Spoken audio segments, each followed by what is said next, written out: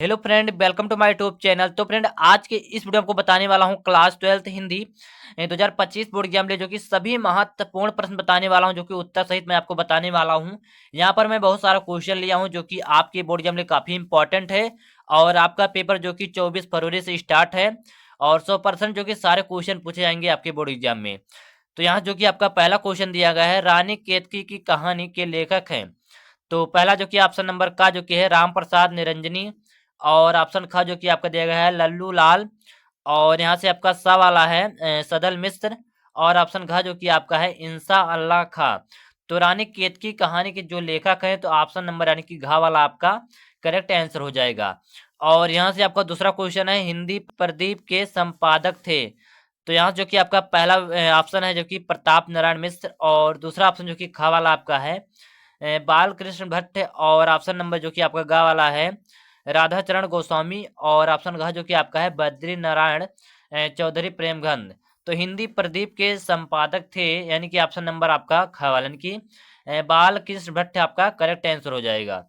और यहाँ से जो कि आपका तीसरा क्वेश्चन है, परीक्षा गुरु के लेखक हैं यानी कि परीक्षा गुरु के लेखक हैं, ऑप्शन नंबर आपका क वाला दिया गया है हजारी प्रसाद द्विवेदी। और ऑप्शन जो कि ख दिया गया आपका सदल मिश्र। और ऑप्शन का जो कि आपका है लक्ष्मण सिंह। और ऑप्शन घ जो कि आपका है लाला श्रीनिवास दास। तो परीक्षा गुरु के जो लेखक हैं यानी कि ऑप्शन नंबर आपका घ वाला यानी कि लाला श्रीनिवास आपका करेक्ट आंसर हो जाएगा। आपका चौथा क्वेश्चन है, निम्नलिखित में से रामचंद्र शुक्ल की रचना है। तो पहला जो कि आपका दिया गया है साहित्य लोचन। और ऑप्शन ख जो कि आपका है साहित्य सहचर। और ऑप्शन का जो कि आपका है त्रिवेणी। और ऑप्शन घ जो कि आपका दिया गया है आलोचक की आस्था। तो निम्नलिखित में से रामचंद्र शुक्ल की जो रचना है, ऑप्शन नंबर आपका जो कि घ यानी कि आलोचक की आस्था आपका करेक्ट आंसर हो जाएगा। और आपका पांचवा क्वेश्चन है, डॉक्टर हजारी प्रसाद द्विवेदी का उपन्यास है। तो ऑप्शन का जो कि दिया गया आपका त्याग। और ऑप्शन जो कि खा दिया गया है भूले बिसरे चित्र। और ऑप्शन जो कि आपका गा है अनाम दास का पोथा। और ऑप्शन जो कि घा दिया गया है सूरज का सातवां घोड़ा। तो डॉक्टर हजारी प्रसाद द्विवेदी का जो उपन्यास है यानी कि ऑप्शन नंबर ग वाला यानी कि अनाम दास पोथा आपका करेक्ट आंसर हो जाएगा। और आपका जो कि यहाँ पर छठा क्वेश्चन काफी इंपॉर्टेंट है यानी कि विचार और वितर्क के लेखक हैं।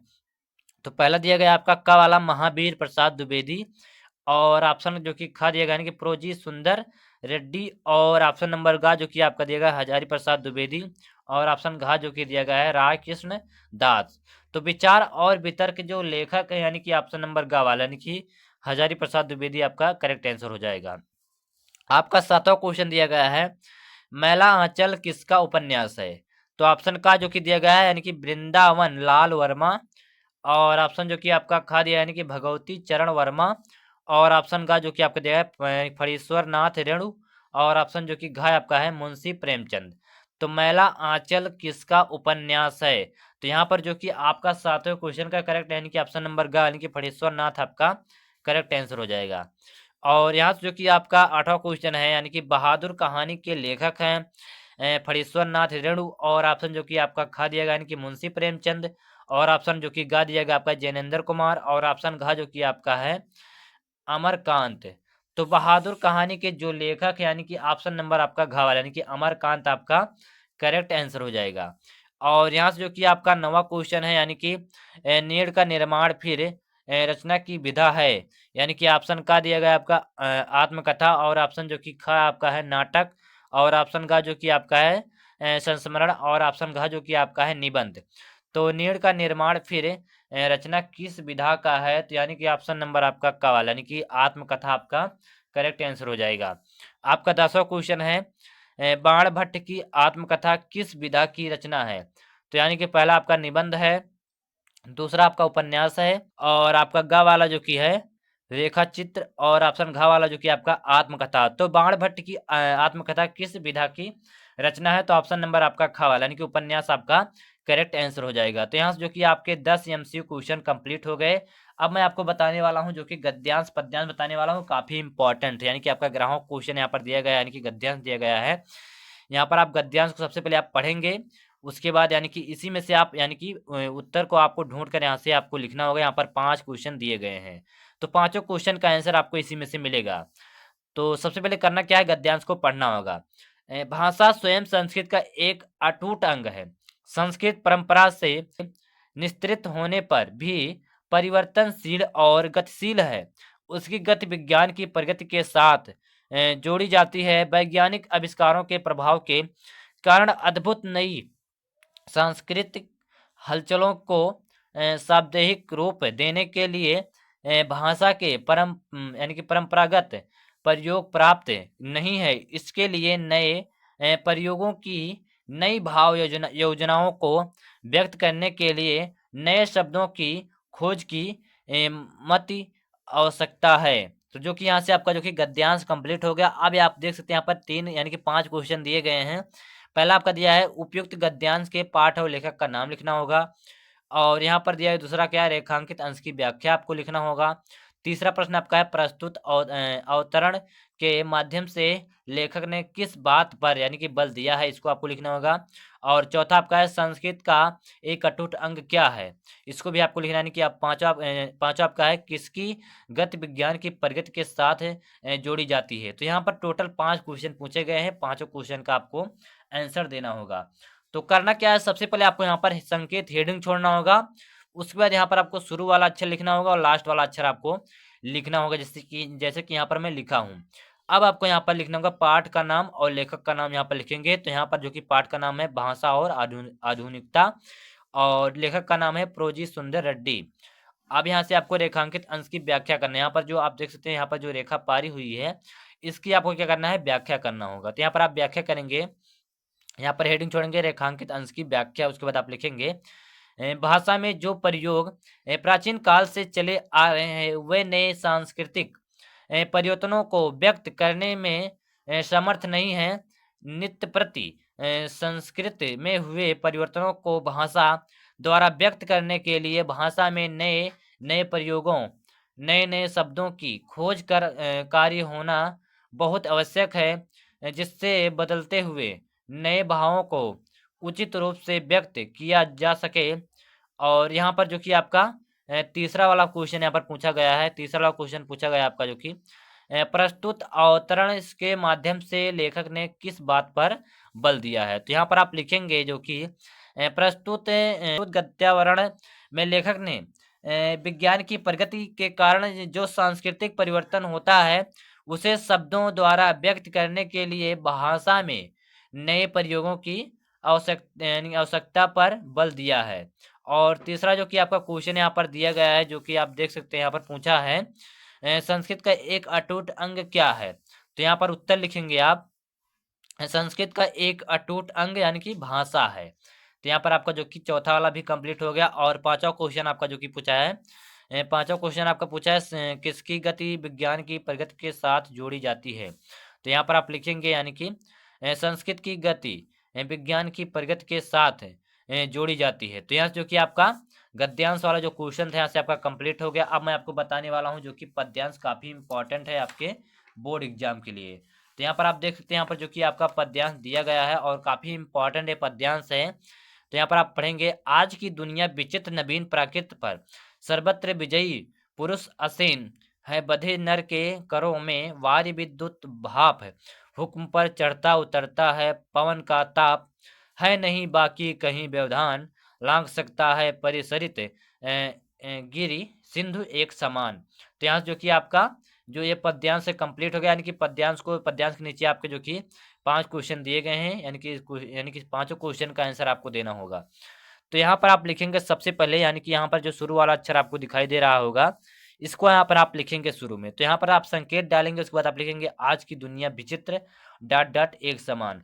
अब यहाँ पर आपको क्या करना है, प्रश्न पूछा आपका क्या, उपयुक्त गद्य यानी कि पद्यांश के शीर्षक और कवि का नाम लिखना होगा।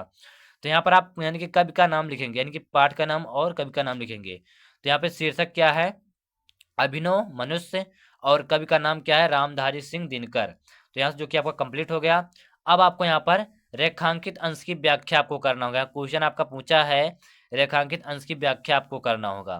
तो यहाँ पर आप करेंगे रेखांकित अंश की व्याख्या। तो यहाँ पर हेडिंग छोड़ेंगे, उसके बाद आप लिखेंगे मानव के द्वारा विज्ञान के क्षेत्र में की गई उन्नति के विश्लेषण के उपरांत कवि इस निष्कर्ष पर पहुंचा है कि आज के संसार में सुनिश्चित रूप से अनेक प्रकार की नवीनताएं देखने को मिल रही हैं, परंतु इनमें से अनेक प्रकार की नवीनताएं हमारे लिए आकर्षक होते हुए भी कल्याणकारी नहीं हैं। इनके कारण हमारी बुद्धि भ्रमित होकर भटक गई है, यानी कि भ्रमित होकर भटक गई है। और आगे आप लिखेंगे यहाँ पर, कहने को आज हम बहुत अधिक शक्तिशाली हैं, परंतु हमें मानवीय गुणों का लोप हो गया है। हमारी बुद्धि का विकास आवश्यक हुआ है, परंतु अपने विवेक की दृष्टि से हम आज की आदमी युग के असभ्य मानव के समान ही है।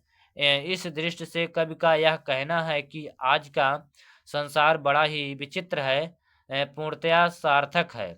तो कि यहाँ से आपका यानी कि रेखांकित अंश का जो व्याख्या आपका कंप्लीट हो गया। और यहाँ से आपका जो कि प्रश्न पूछा है पहला, यानी कि दूसरा, यानी कि प्रश्न आपका क्या है, तीसरा वाला, आज के मनुष्य ने किस पर विजय प्राप्त कर ली है। तो यहाँ पर आप लिखेंगे, आज के मनुष्य ने सर्वत्र प्राकृत पर विजय प्राप्त कर ली है।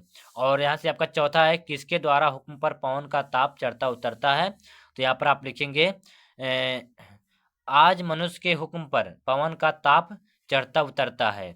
और यहाँ से आपका पांचवा प्रश्न क्या पूछा है, पांचवा प्रश्न आपका पूछा है नहीं बाकी कहीं व्यवधान का क्या अर्थ है।